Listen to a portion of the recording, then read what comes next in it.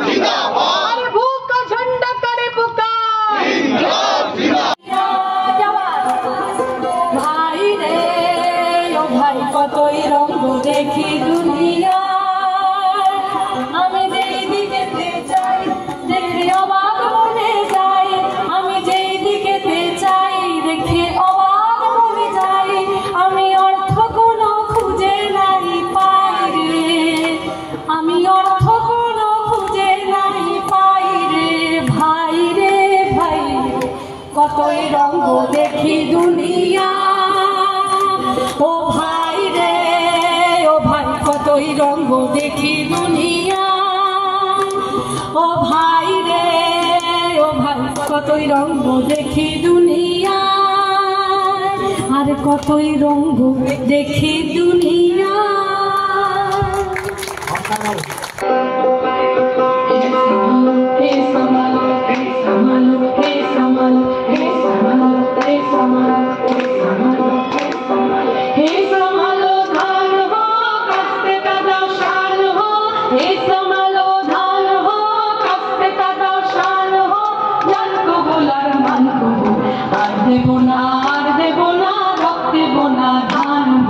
प्राण हो हे संभालो हे संभालो हे संभालो हे संभालो हे संभालो धान हो रास्ते का दर्शन हो, हे संभालो धान हो रास्ते का दर्शन हो, चल कबूलर मन को আর দেব না রক্তে বোনা ধান মোদের প্রাণ हो, हे संभालो हे संभालो हे संभालो हे संभालो, चिनी तुम्हाय चिनी गो जानी तुम्हाय जानी गो, सदा हाथेर कलम তুমি না জানি বুলার মান আর দেব না রক্ত দেব না ধান মোদের প্রাণ हो, हे संभालो हे संभालो हे संभालो हे संभालो, চিনি তোমায় চিনি গো জানি তোমায় জানি গো, সাদা হাতের তালা মাহুর তুমি না জান কবুলার মান কবুল আর দেব না রক্ত দেব না ধান মোদের প্রাণ हो, हे संभालो हे संभालो हे संभालो हे संभालो, 50 প্রাণ দিছি মা বোনেদের মান দিছি, কালো বাজার আলো করো তুমি না চান কবুলার মান কবুল আর দেব না রক্ত দেব না ধান মোদের প্রাণ हो, প্রাণ দিছি মা বোনেদের মান দিছি, কালো বাজার আলো করো তুমি না চান কবুলার মান কবুল আর দেব না রক্ত দেব না ধান মোদের প্রাণ हो, हे संभालो हे संभालो हे संभालो हे संभालो, ओ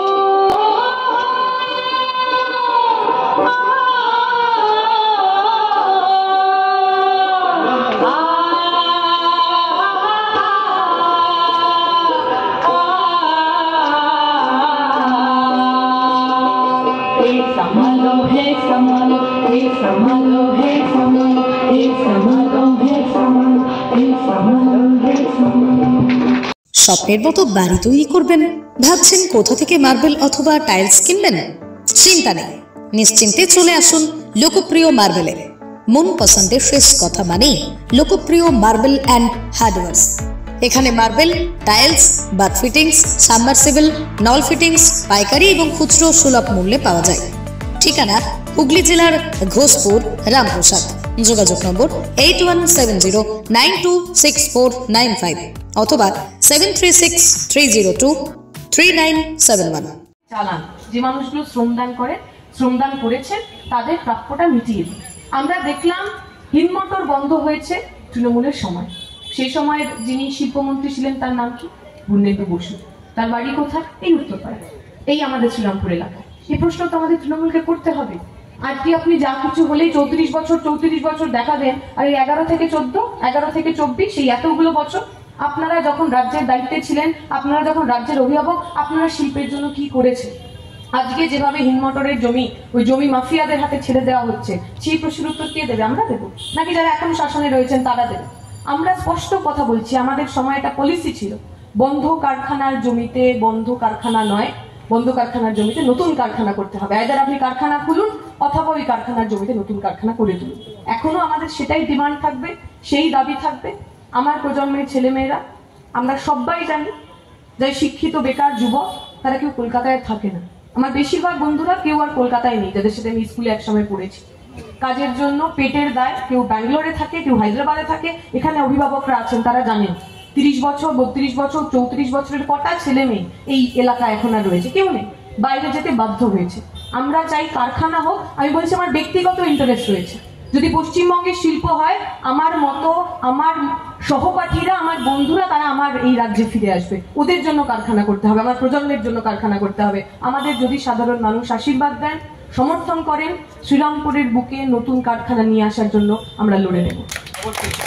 অভিনব এক ধরনের জনসংযোগ দেখতে পেলাম, গান বার্তার মধ্যে দিয়ে মানুষের কাছে পৌঁছে যাওয়া, কতটা ফ্রুটফুল হবে বলে মনে করছেন?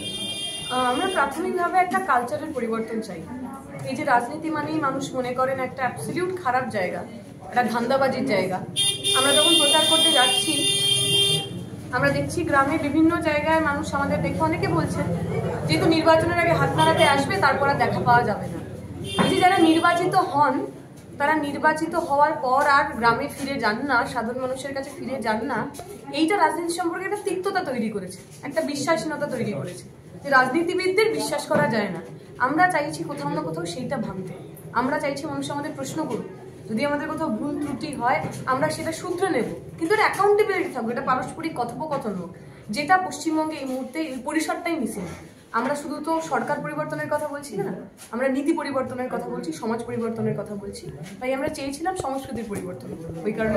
আচ্ছা, আইএসএফ এর যে স্ট্যান্ড পয়েন্ট, তারা তো শ্রীরামপুর থেকে সরতে চাইছে না, সেক্ষেত্রে আপনারা পরবর্তীর জন্য কি ভাবছেন? দেখো, আমরা এখনো আশা করব, কমরেডদের মধ্যে কথা হচ্ছে, দুই দলেরই উচ্চ নেতৃত্ব এখনো কথা বলছেন। উইল হোপ যে সমস্ত কিছু মিটে যাবে এবং নির্বাচনের আগে আমরা ইউনাইটেড। আপনাকে মানে আপনার তৃণমূলের যিনি এখানের প্রার্থী কল্যাণ ব্যানার্জি, তিনি আপনাকে মিস ইউনিভার্স বলছেন, কিভাবে দেখছেন বিষয়টা? আমি তো অপেক্ষা করছি কবে উনি আমাকে মিস ইউনিভার্সের মুকুটটা দিয়ে যাবেন, কারণ উনি আমাকে মিস ইউনিভার্সের শিরোপাটা দিয়েছেন, মুকুটটা এখনো দেননি। উনি যদি ওই মুকুটটা দিতে আসেন, তাহলে আমার সাংসদের সঙ্গে বিগত 15 বছরের প্রথমবার আমার দেখা হবে, সেটাই বা কম পাও না। মিস ইউনিভার্স বলতে সাধারণত যেটা বোঝায় যে একজন মানে বিশ্ব সুন্দরী, সেক্ষেত্রে দাঁড়িয়ে কি এটা কোথাও গিয়ে মানে কোনো মহিলাকে অসম্মানজনক করে কথা বলা? তবে আমার সেটা ডিপেন্ড করবে উনি কথাটা কখন বলেছেন। যদি সন্ধ্যেবেলা 7টার পরে বলেন, তাহলে উনি এত কিছু ভেবে বলেননি, উনি ওনার মুডেই বলেছেন। 7টার আগে বললে তাহলে হয়তো অন্য কিছু, এখন সেই সময়টা আমাদের জানতে হবে 7টার আগে না পরে। আচ্ছা, উত্তরপাড়া শ্রীরামপুরের উন্নয়ন নিয়ে কথা বলছিলেন, শ্রীরামপুর লোকসভা, সেখানে হিন্দমোটর একটা ফ্যাক্টর, সেটাকে কিভাবে দেখছেন? আমাদের খুব স্পষ্ট দাবি ছিল হিন্দমোটর কারখানার যে কর্মচারীরা, যে কর্মীরা, যে শ্রমিকরা, তাদের যা প্রাপ্য, তাদের যা বকেয়া, সেটা মিটিয়ে দিতে হবে। এবং একই সঙ্গে হিন্দমোটরের মতো একটা এরকম রিনাউন্ড একটা কোম্পানি, যেটা সারা বিশ্বে যার নাম ছিল, যারা স্বয়ংসম্পূর্ণভাবে গাড়ি বানাতে পারতেন, সেটার মডার্নাইজেশন করে সেই কারখানাটা চালু করা আমাদের প্রাথমিক দায় ছিল, দাবি ছিল। যতদিন পর্যন্ত বামপন্থী সরকার ছিল নানা ধরনের জটিলতা, নানা ধরনের সমস্যা ছিল, কিন্তু হিন্দমোটরকে বন্ধ করতে হয়নি। তৃণমূল সরকার আসার পর ওই কারখানাটা বন্ধ হয়েছে। পূর্ণেন্দু বসু সেই সময় মন্ত্রী ছিলেন, যদি আমি ভুল না করি। এবং এখন হিন্দমোটরের ওই জমিতে যেভাবে জমি মাফিয়ারা তারা আর কি ওখানে ব্যবসা করছে, যেভাবে ওই হিন্দমোটর কারখানার পিছনের যে ভেড়িগুলো যেখানে সাধারণ মানুষ চাষবাস করতে নিজেদের মতো করে লিজ নিয়ে, সেইটা যে তৃণমূলের নেতারা একেবারে তাদের কবজায় করে নিয়েছেন। যেরকম আপনারা দেখেছেন সন্দেশকালের ঘটনা, শেখ শাহজাহান লোকের সাধারণের জমিতে ওই নোনা জল ঢুকিয়ে ভেড়ি বানাতো, এখানে সাধারণ মানুষের যে পুকুর যেখানে সাধারণ মানুষ চাষ করতো তাকে কবজা করে ওনারা ভেড়ি বানাচ্ছে। ফলে সন্দেশখালী টুকরো টুকরো সন্দেশখালী এই শ্রীরামপুরে হিন্দমোটরেও রয়েছে। এদের বিরুদ্ধেই তো এবারের লড়াই। আপনার প্রচারের মধ্যে বারবার এই তারকা প্রার্থীদের কথা উঠে আসছে, তাহলে সেখানে দাঁড়িয়ে বেশ কিছু নাম যেমন এন.টি. রামারাও, তারপরে করুণানিধি, জয়ললিতা, এই ধরনের প্রমুখ ব্যক্তিরা রয়েছেন যারা কিন্তু মানে অভিনয় থেকে উঠে এসেই রাজনীতির মধ্যে দৃষ্টান্ত তৈরি করেছেন। আমি খুব খুশি হতাম যদি লিস্টে তুমি একটা বাঙালির নাম বলতে পারতে, একটা তৃণমূল অথবা বিজেপি নেতার নাম বলতে পারতে যারা এই অভিনয় জগৎ থেকে এসে সিরিয়াসলি রাজনীতি করেছে। আমাদের কোনো অসুবিধা নেই, যে কোনো প্রফেশন থেকে মানুষ রাজনীতি করতে আসতে পারেন, তাতে আমাদের অসুবিধা কি? বা শুধু গ্ল্যামার জগৎ থেকে কেউ আসতে পারবেন না, এটা তো এরকম সেক্সি ভাবনা চিন্তা, আমরা সেটা একেবারে বিশ্বাস করি। কিন্তু আমার কথা হলো, আমি আজকে রাজনীতি করি, আমি যদি মনে করি কালকে থেকে আমি সিনেমা করবো, আমায় কেউ সিনেমায় নেবে? অথবা আমি যদি মনে করি কালকে থেকে আমি IPL খেলবো, আমায় কেউ নেবে না, কারণ আমি ক্রিকেট খেলা জানি না অথবা আমি অভিনয় করা জানি না। রাজনীতি এমন একটা জিনিস হয়ে গেছে যে রাজনীতি করার জন্য এখন আর রাজনীতি জানতে হচ্ছে না। আমি আমার সফল ক্রিকেটার হতে পারি, ব্যর্থ আমি সিনেমা আর্টিস্ট হতে পারি, যদি আমার দিদি দাদার সাথে সেটিং থাকে আমি টুক করে রাজনীতিবিদ হয়ে যাব, আমি টিকিট পেয়ে যাব। আমাদের সমস্যাটা এখানে, রাজনীতি থেকে রাজনীতি সরিয়ে আনার যে প্রচেষ্টা, গ্ল্যামারের নাম করে রাজনীতির ইস্যু এজেন্ডা থেকে রাজনীতিকে সরিয়ে নেওয়ার যে প্রচেষ্টা, আমাদের সমস্যা সেখানে। কেরল থেকে কি প্রচারে আপনার জন্য বিশেষ কোনো বার্তা বা কিছু এসেছে? কমরেডরা খোঁজ নিচ্ছেন, কমরেডরা নিজেরা, বহু কমরেড আমি প্রতি ইনস্টাগ্রামে দেখাতে পারি, তার নিজেরাই পোস্টার বানাচ্ছেন, আমাকে পাঠাচ্ছেন। খুব মজার ব্যাপার হলো ওরা ইউজুয়ালি ইংরাজিতে বানায়, ওরা কারোর কাছ থেকে দীপশিতা ধর শ্রীরামপুরকে ভোট দিন এইটা বাংলা ফন্টটা শিখেছেন। এবং আমি দেখছি ওই একই ফন্টে অ্যাটলিস্ট 50টা পোস্টার আমার কাছে এসছে, যেখানে হয়তো পোস্টার ডিজাইনটা আলাদা কিন্তু ওই ফন্টটা একই। ফলে তারা খুব এক্সাইটেড। আমার বহু বন্ধুরা, সহকর্মীরা, কমরেডরা রয়েছে, তারা তাদের মতো করে সাহায্য করছেন। অবশ্যই কিছু মানুষ আসবেন আমাদের প্রচার করতে, কেউ হয়তো ভার্চুয়ালি আসবেন, কেউ শারীরিক। অভিমন্যুদাকে কি আমরা দেখতে পাবো আপনার প্রচারে? অভিমন্যুদাকে কি আমরা দেখতে পাবো আপনার প্রচারে? অনেক দাদারা রয়েছে, অনেক ভাইয়েরা রয়েছে, আর দাদা যারা আমার প্রচারে আসতে চান সবাইকে আমরা স্বাগত জানাচ্ছি।